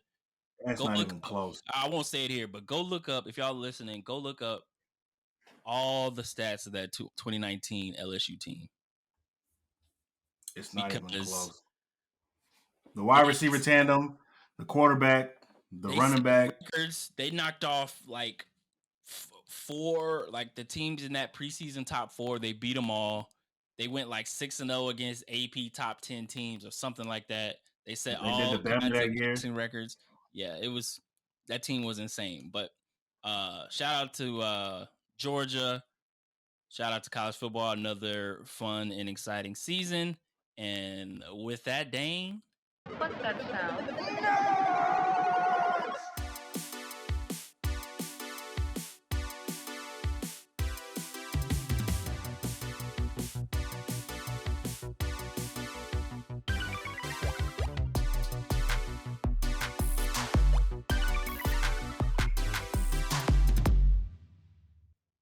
Nerdy news segment brought to you by Shout out to Keith. Dane. Kang season, bro. I want to see the Kang. Kang season, bro. During this nerdy news segment, we're going to talk about the new trailer that dropped on Monday during the national championship game, Ant-Man and the Wasp: Quantumania. Jonathan Majors is set to star as the villain Kang the Conqueror, which, if you're an MCU nerd like us and you've been following all the projects, we were already introduced to Jonathan Majors and a variant of that same Kang in the Loki series towards the end.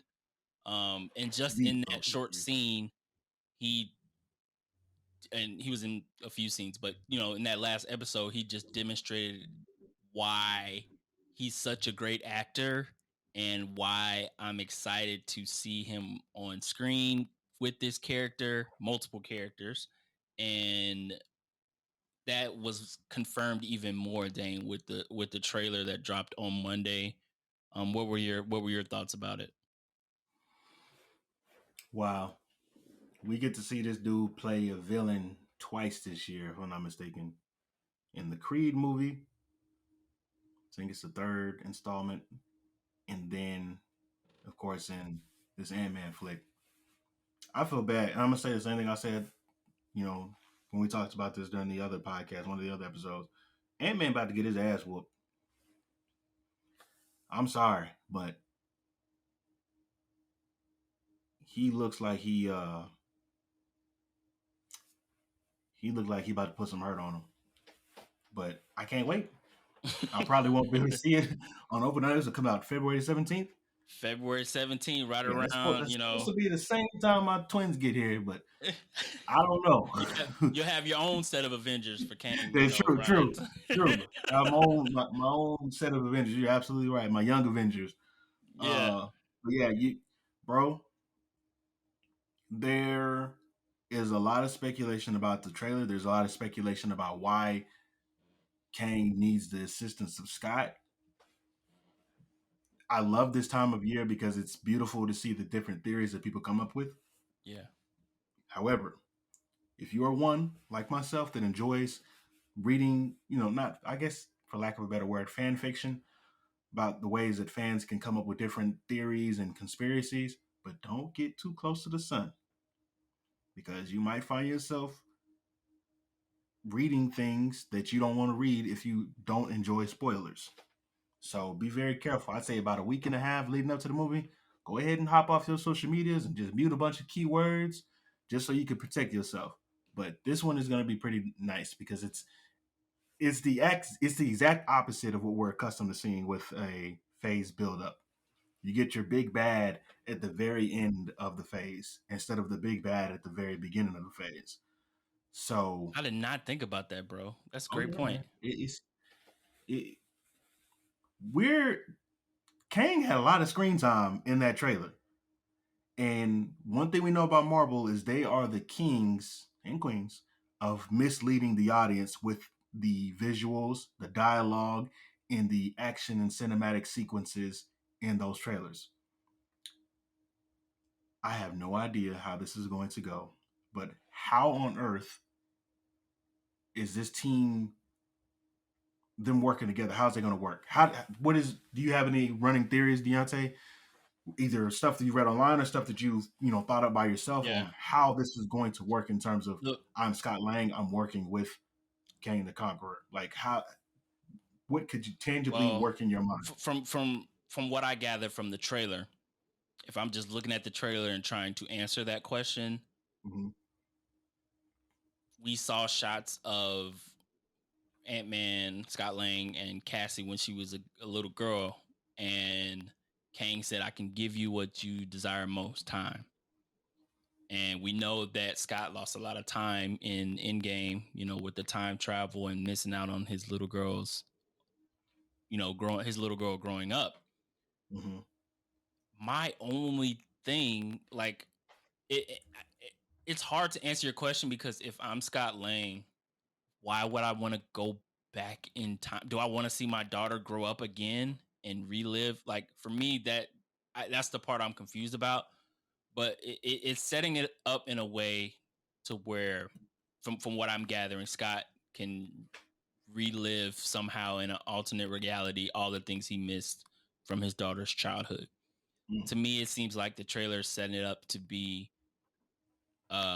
along with Kang, because we see a lot of Kang, but as far as Scott's concerned, that time he missed with um, Cassie. And Okay. if I don't know if you remember, Dane, but or if you saw it, Ryan Coogler, when he was asked about what Black Panther 2 was going to be about before Chadwick Boseman's passing, I don't know, did you see Mm-hmm. what he said or did you hear what he said? Mm-mm. Originally, the script was going to be about how T'Challa lost time with his son.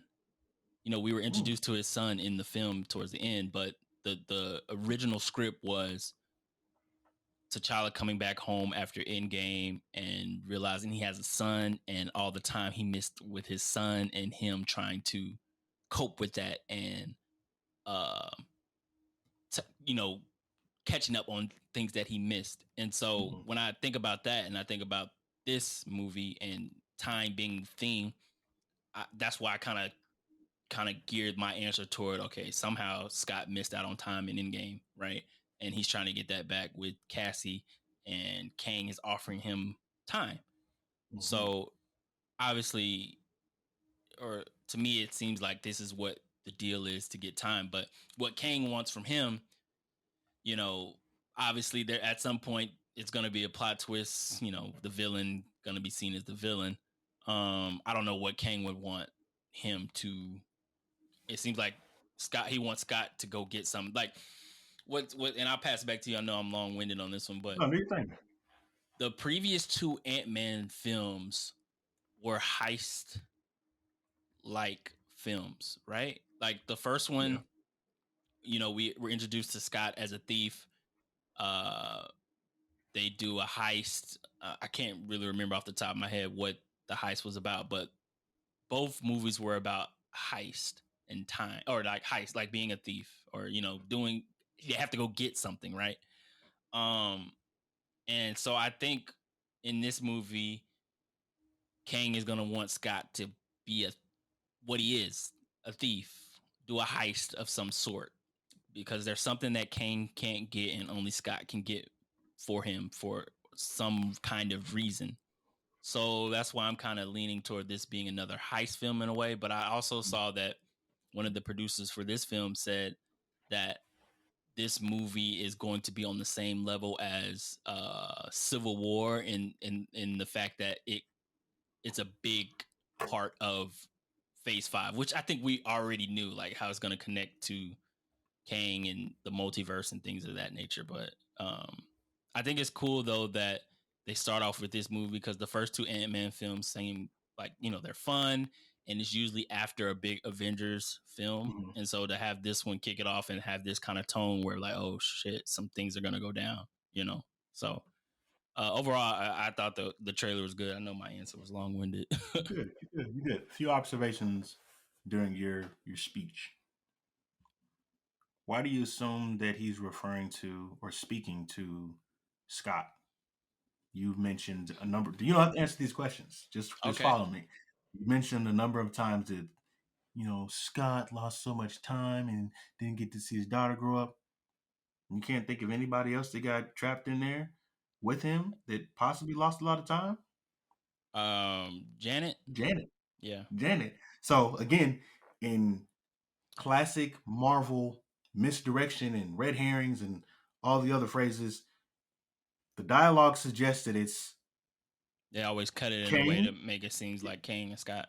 Yeah. Exactly. Kang and Scott. But we could Great also point. be the possibilities. This could be, speaking of flashbacks between, because Janet was trapped in she was trapped in that mug for a minute And too. So this and could she very mentioned well in the be trailer who he was, saying right. he can rewrite realities, shatter timelines. He's like, Mm-hmm. she's basically, well, it seems as though in the trailer she's warning everyone else. Seems, I'll And say seems that way.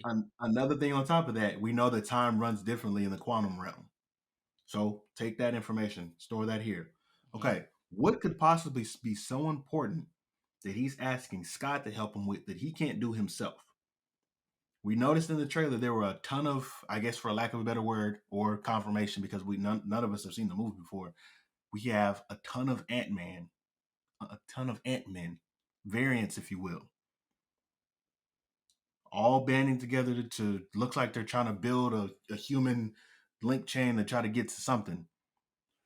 I don't know what it is, but possibly it's something they could help out Kang a lot, to the point he knows, or that the idea might be that Kang knows that Ant-Man is such a gentle-hearted and very kind, and there's multiple empathetic layers that exist in his body, that his variants would collaborate with one another.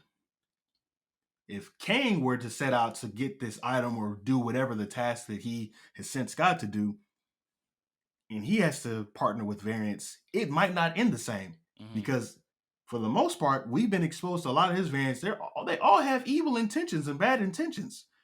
So maybe, just maybe, the whole point of emphasis behind him choosing Scott is because he can't trust himself or his other variants, because they are all essentially out to get each other. They're out for they're out for the crown, they want to take down the head honcho. Like, that's what the nature of his being, his entire being is being the best, or being the conqueror, if you will. Other point. There's a lot of points in the trailer where there was a lot of ring-like or golden or reddish circular energetic like circles rings, if you will. We mentioned before after Shang-Chi and the 10 ring, what's it, the Legend of the 10 Rings or whatever it's called. The that Wong at the very end, spoiler alert, at the very end in the one of the post credit scenes, Wong is telling Shang-Chi that these rings are essentially thousands of years old, and the energy that derives from the rings, he couldn't trace it.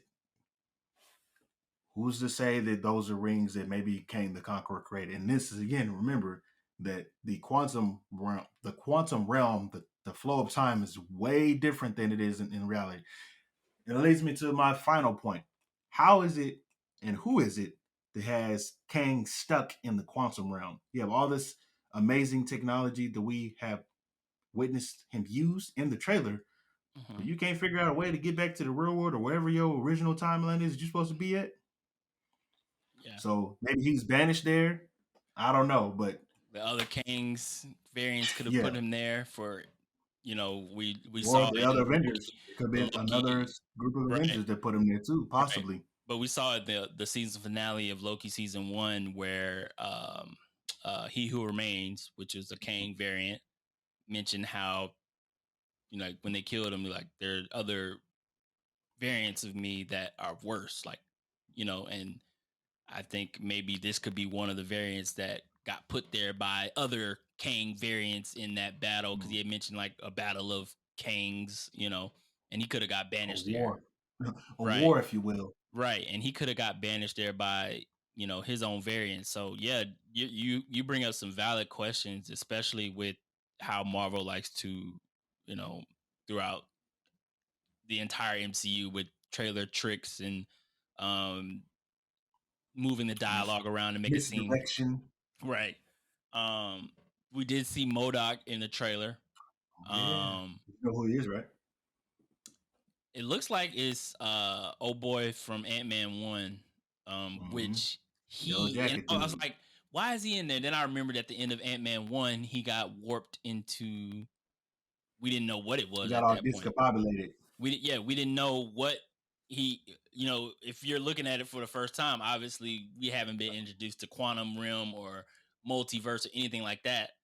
You think he just got zapped Yeah, away, but it he seems got as though folded into an omelet. That's what we right, thought it was. and it seems like now with the multiverse, it could be that same one. It could be a variant. Like we have variants now, so Mm-hmm. it's not clear yet who he is or if that's the same one from Ant-Man 1, but it's the same guy that played what's that villain's name? Yellow jacket. Yellow Jacket. Thank you. Mm-hmm. But it'll be interesting to see how MODOK is introduced. It seems like MODOK and Kang are, I won't say working together, but that one scene they're all walking together, so they're familiar with one another. Maybe MODOK's working for Kang. I don't know. Uh, but yeah, man, it's definitely exciting to see a trailer. Definitely exciting to be hyped for another MCU project.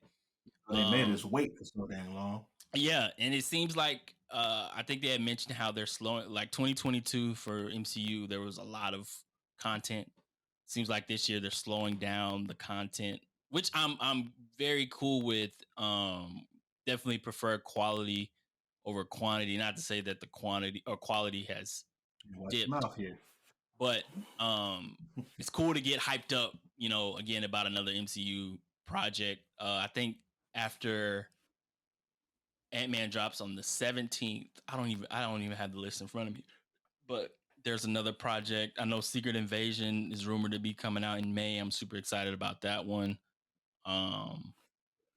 But yeah, man, any other thoughts about the trailer? Ant-Man got stomped out. Yeah. Hey, He got that he got scene, stomped out. what that scene remind you of? It reminded me of Thanos giving all of them jokers the beats. You know what it reminded me of? What's that? When Bane whooped Batman and broke his mask. Giving him the bars at the same time. The beats broke his back. You think darkness is your ally. When that mask fell or he stomped him, that scene with the Ant-Man mask being broken, that reminded me of that like, Batman. bam, bam, Yeah. bam, bam. Yeah. boy put that Creed. He put that 8-town stomp in that boy's helmet. Facts. But yeah, this is I see a lot of people on social media like rooting for Kang, which I mean, it's Black History Month. It coming in strong. Jonathan Majors finna put the beat down. Looks like on Scott, but he about to whoop his ass. The film looks like it's gonna be really good. Really strong way to kick off Phase 5. A lot of other projects to be hyped about for sure. But yeah, man, we are almost 2 hours into this thing. I think it's kind of knocked off because we started like 10 minutes in, but appreciate y'all for rocking with us with another episode. We are back, our first episode of 2023. You can follow me on Twitter and Instagram at DEpsRightSteps. The podcast Twitter and social media is at duosnspodcast. Dane, where can they follow you, bro? You can find me on the twitter.com. They can find me on the Instagram, which I don't commonly use, but I have one again for the third time, I think. But Dane BTX. It's Dane B and TX as in Texas. Superlative for today's episode, Dwight Freeney. The Dwight Freeney episode, number 93. Number 93. And what do the YouTube people say, man? Hey, man, don't forget to follow, like, and subscribe and join and get all the exclusive content, man. Join the Naughty Gang. And they give you a 10-hour video, right? And only 5 seconds of the video is actually content. And the 5 seconds is at the very end of the video. So they waste your entire time. But we're not going to do that here. Nope. We're not going to do that here. We're going to give you all the exclusive content from the start of the podcast to the end of the podcast. And we might sprinkle in some crap in there. So sorry, we got to talk about the Broncos and Cowboys a little bit, but we have to do contract obligations. You guys have to deal with it from our people. Yep. But that is Dane Bees. I'm Deonte Epps. Episode 93. Appreciate y'all for rocking with us. We are the duo. The duo.